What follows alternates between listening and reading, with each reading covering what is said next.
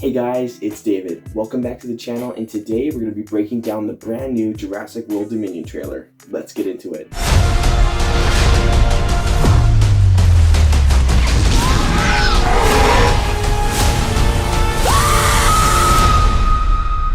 Don't move.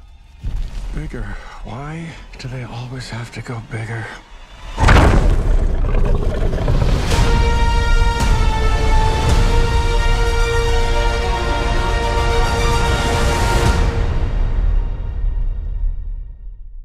Now, just a fair warning before we get into it, potential spoilers. We're going to be breaking it down scene by scene. We could be revealing potential spoilers or any Easter eggs that you may not have seen the first time viewing the trailer or upon a closer look. Let's get into it. So the trailer starts out, we see some dinosaurs in like a snowy tundra environment. This is also all set over a voiceover by John Hammond, the original creator of Jurassic Park, all the way back in 1993. He's saying a lot of his iconic lines from the first movie. We also see Owen riding horseback, trying to wrangle some of these dinos. So we hear John Hammond's iconic line. I wanted to show them something that was real. I wanted to give them something they could see and touch. This calls back to the ice cream scene all the way back in the first Jurassic Park, where it's him and Ellie Sattler sitting down and he's just kind of revealing why he built the park, why he, what inspired him to create it in the first place. And originally he actually created a flea circus, but he could see that it was all make-believe, it wasn't real. And for him, Jurassic Park was his way of giving magic to people, but in real life. He was bringing dinosaurs back from the dead. And what you kind of see here with the dinosaurs roaming free in the snowy environment, I kind of think that that's what he envisioned. He didn't see chaos. He didn't see, the unfortunate events that would take place in Jurassic Park and the subsequent films. But, he just wanted people to see the majesty of these dinosaurs, and you definitely see that in the beginning of this trailer. So as John Hammond utters his famous lines, creation is an act of sheer will, we see that Blue has given birth to a baby named Beta, which has been confirmed by some merchandise. Yeah, now we have a baby Blue, essentially. We have little Beta. I see huge merchandise opportunities for that, Just be warned, I feel like that's going to be big in the next coming year. I feel like all the kids next Christmas 2022, they're going to want baby Blue, they're going to want baby Beta. I know I would if I was a kid. Heck, I'm 25 years old and I want baby Beta as a toy. And then he utters, which is probably the most famous line from the Jurassic Park franchise, life finds a way. We then get to see what I believe is the finished cabin that Owen built back in Jurassic World Fallen Kingdom. We see that he's found Blue and has her baby with her. Since the last movie, he's obviously keeping her safe up there. He doesn't want anybody to find her.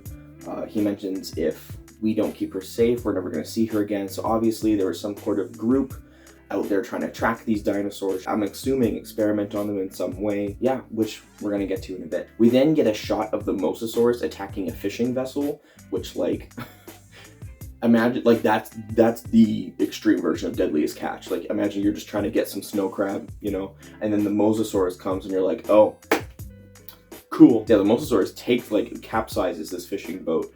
And so yeah, that's not good. As you can see, the dinosaurs are already affecting the ecosystem. They're also starting to affect our way of life, i.e. the fishing boats getting attacked. That's gonna cause a problem for a lot of people. We then see, which is, when I first saw this trailer, it put such a smile on my face, which is the reunion of Ellie Sattler and Dr. Alan Grant. So this scene is actually a homage to the Dr. Grant and Dr. Sattler meeting John Hammond in the first movie. So in that scene, they go into the trailer, John Hammond kind of turns around and reveals himself. But in this scene, I'm pretty sure this is Montana, which it might even be the same dig site that Dr. Grant was in Jurassic Park 3. But he goes into the tent and Dr. Sattler turns around and in the same kind of reveal. She doesn't have a bottle of champagne this time. But some eagle-eyed reviewers also pointed out as well, if you look in the corner, Dr. Grant has a picture of him and Ellie. So obviously he never got over her, even though she married somebody else in Jurassic Park 3, but we're going to get to that as well. But if you notice, Alan greets her as Dr. Ellie Sattler, not Dr. Ellie Degler, which was her husband's name in Jurassic Park 3. So obviously they have since been either split up or divorced. We don't know. We're gonna have to wait till we find out in the movie. And yeah, I just love seeing these two back on screen together for the first time in over 20 years. Yeah, this scene just put such a smile on my face. I love their chemistry. You could see that, you know, they're just having so much fun being back. I'm super excited for the original trio coming back. We get to see Dr. Ian Malcolm, Dr. Ellie Sattler, and Dr. Alan Grant all together in the same movie in lead roles. A lot of people are worried that these are going to be, you know, supporting characters, or they're just going to be sloughed off like other big franchises have done with original main characters and brought them back just to kill them off kind of thing. We all know who we're talking about. These are going to be main characters in this film, and I'm very excited to see what they do with them. So Ellie recruits Alan for a secret mission. We don't know who she's working for, but I have a theory on that. Due to some official product releases from Lego. So Lego has done set releases for every Jurassic Park movie since Jurassic World. And it's no different for this film. I even actually have some of the sets behind me because they're awesome. I love Lego. I love any movie tie-in. I love movie merch. We know that from this channel, with two sets in particular. One being the Dilophosaurus and Pyroraptor transport. In this set, we see Ellie and Dr. Malcolm in a Biosin vehicle. Is she working for Biosin? Are both of them working for Biosin? What? We don't know. Yes, Biosin is the original company all the way back from Jurassic Park in 1993 that hired Dennis Nedry to steal dinosaur embryos from the park. And we all know what happened. It basically sparked the events for the entire franchise. So for Biosin to be back in this film is pretty crazy. We actually see some of their vehicles as well, and what I believe is to be a Biosin facility or lab of some kind. Some people think it might even be their version of like a park. I don't know about that because it doesn't look big enough to be a park. What are they, if she's working for Biosin, like what are your guys' theories? Is she, is she infiltrating them to kind of, take them down from the inside? We do know that in the trailer she talks about how, dinosaurs and humans can't exist. We've created an ecological disaster, which is playing out in the trailer. She's not wrong. Dr. Malcolm, again, working for Biosin. Don't quite know, don't know what that's all about. Lego sets have also not been the most reputable in terms of film accurate scenes, though however, the ones that have been released so far do kind of add up, and they do, have some legitimacy, it feels to them. So we'll have to see when we see the film in June 10th. We then get our first look at one of the brand new dinosaurs in this film, the Therizinosaurus. This is actually a herbivore, even though it has gigantic claws and like a beak mouth. So think of like a killer parrot mixed with Freddy Krueger. Ooh, that would suck. As we can see, Claire is like trying to escape from one, which reveals to a really, really cool shot of its mouth like roaring at her while it's like half above water and then she's underneath this like swampy bog. That would be so gross, but like you gotta do what you gotta do to survive. And I just think that's such a cool shot to see, like it to be panned half above the water, half below the water. So cool. There's some really cool, amazing visual shots in this trailer. There's some really cool shots. A desert location with a bunch of Parasaurolophuses, with a bunch of parasaurs and horses running together in the wild. So cool. We now get one of the brand new locations for the film. This is going to be a globe-trotting adventure. We're going to see a lot of different locales, a lot of different environments in this film. We see also another brand new dinosaur to the franchise, the Atrociraptor, which I believe is created by Biosin. Again, Biosin is back. They are in this movie.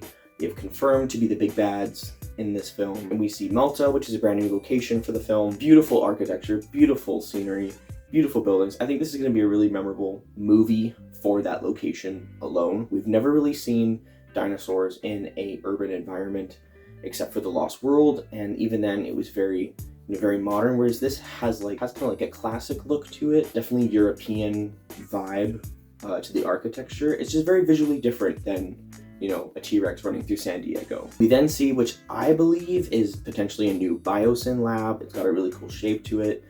We also get a quick shot of Dr. Alan Grant in a plane. We all know what happened the last time Dr. Grant was in a plane. Alan. Maybe he'll see raptors in this one, and maybe they'll talk to him. We don't know. We then get another brand new dinosaur, the Pyroraptor, going up against Owen and a brand new character, Kayla, for the film, played by DeWanda Wise. She's a pilot. We get to see a little more of her skills later in the trailer. She's got like a cool taser baton thing, cattle prod. I don't know what it's called, but Owen just has a knife, and I'm like, You think you'd have more like of a weapon like Kayla has to go up against a dinosaur, but I don't know. I'm not Chris Pratt. I wish I was though. Universal, hire me. Future Jurassic Park movies, let's go. Oh, we get a very different shot for the film. I initially, when I saw this, thought this was like a flock of birds. I was like, ooh, is this like an homage to Dr. Grant's line in the first movie where he's like, oh, like they see the Gallimimus is running and they're changing direction and they're like, oh, it's just like a flock of birds evading a predator. And I'm like, oh, are we literally gonna see a flock of birds in this movie evading a predator? But apparently more people looked at it. Apparently they think it's locusts, so like a bug. And I'm going, that's really interesting. Like, we've never really had bugs be an enemy in the Jurassic World movies, or Jurassic Park for that matter. Maybe this is going to be changed in CGI later. Maybe this could be something different, or this is brand new territory for the Jurassic franchise as a whole. We're introducing potentially prehistoric bugs and insects. We'll have to see what's going on in the film, but we see Ellie Sattler look very, very worried, very, very, uh-oh, like what's going on? And we see some kids getting chased by them. That would suck. I would hate to be chased by a swarm of locusts. I've been around locusts and like during the summer, and I've driven over grass with like a lawnmower. Oh, they jump and it's terrifying. I would die. We then get another callback scene. So we see Claire say to Owen, come back. And he says, I always do. This is a callback to the scene in Jurassic World Fallen Kingdom. It got a laugh out of me in the theater when I watched it. Claire's basically like, don't die on me. And he's like, if I do, just remember that you're the one that brought me here. So this is like the new riff on that scene. We then see the Triceratops chasing Owen in Malta he got a new bike this time. I don't know if it's the same model as his one from before. I don't know. I'm not a bike person. My dad would be ashamed of me. And then they get this really cool reveal shot where he turns a corner and the two Velociraptors hit each other, but then it's revealed that the whole street is overrun by dinosaurs, and like big ones we get, I believe, which is an Albertosaurus or an Allosaurus. I'm pretty sure it's an Allosaurus. Then we get to see an Allosaurus versus potentially a Carnotaurus. Like they're on the scene together, and I'm like, are people just straight up getting attacked in broad daylight, and this is what's happening? This is cool. I think this is a direction that Jurassic needed to go. If they're gonna go in the city, throw people right into the middle of the action. Like, no one is safe, and I think that's really cool that they went there. It definitely ups the stakes, definitely ups the ante, and could show for some really cool scenes, which I hope it does. We then get a really cool scene with DeWanda Wise's character Kayla and Owen and Claire. She's flying the plane, she's a pilot, then a warning label comes up and they're like, warning, and Chris Pratt's like, that's another plane, right? And she's like, not exactly. We then see a gigantic Quetzalcoatlus, the really big dinosaur, take out this cargo plane. It's bigger than a cargo plane, is able to take it out. What is going on? And I love it. We then see another scene which is given more context with the Lego sets. We see a couple Narsutoceratops take out these, 4x4 vehicles. I believe it's like a van and some kind of pickup truck. Again, the Lego set kind of gives a little more context. We actually see Claire and Franklin in it. If that's the case of what's happening, I think potentially, Claire and Franklin broke into potentially a Biosin lab, stole something, trying to get out. Maybe they let out the dinosaurs at diversion. We don't know, but it's really cool regardless. We then see Baby Blue or Beta getting captured in a net, the poor thing. Maybe they're trying to transport Blue and Beta to a safer site. That's my guess. We then see Maisie get attacked on a ladder by what I believe is the Giganotosaurus, which is again the big bad dinosaur for the film. We haven't really seen it in a full reveal shot. We've seen like the ancient version of it in the prologue, which is again no longer in the film. They decided to cut it for whatever reason. Hopefully that doesn't shorten the runtime of the film. Hopefully we get even more footage that's on top of that. We then get some quick shots of the original trilogy characters working together with the new characters. We get a really cool shot of Claire and Ellie working together in some kind of lab setup. We then also see Owen and Dr. Grant working together with Maisie in some kind of pipe system. Don't know what's going on, but the visuals and the lighting, so cool. We then get the return of an OG dinosaur. My buddy Jonathan, the shout out is for you because you made sure to tell me to include this in the video.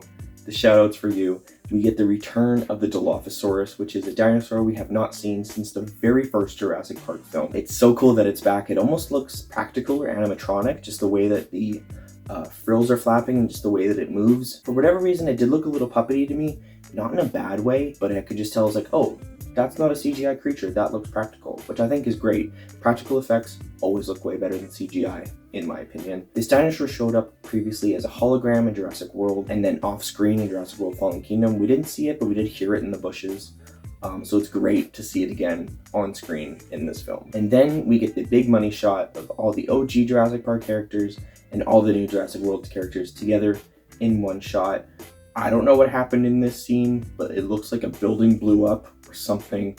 I can't wait to see what happens. I'm so curious to know what's going on. But this scene is also an homage to the Don't Move scene in Jurassic Park 3. But this time, while Alan Grant's saying it, Owen also says Don't Move, so it's kind of like two characters vying for the spot of like, dude, that was my spot. That was my time to be cool, which I thought kind of got a little chuckle out of me. And then Dr. Malcolm, always having something fun to say, bookends the trailer with his line, "Why does everything have to be so much bigger?" which I just thought was great. And then we see what I believe is the Giganotosaurus coming out of the trees, getting ready to go after our main cast. And that was the full trailer breakdown for Jurassic World Dominion. Thank you guys so much for watching. What did you guys think of the trailer? Did you guys have any favorite scenes? Are you excited for the brand new characters and the brand new dinosaurs in the film? What was your scene that you look forward to most in the movie? I think for me, it would probably have to be that main scene at the end, and then whatever's going on in Malta. That looks like a lot of fun. If you guys like this video, hit that thumbs up button, subscribe if you haven't, and click the bell notification so you're notified every time I drop a video.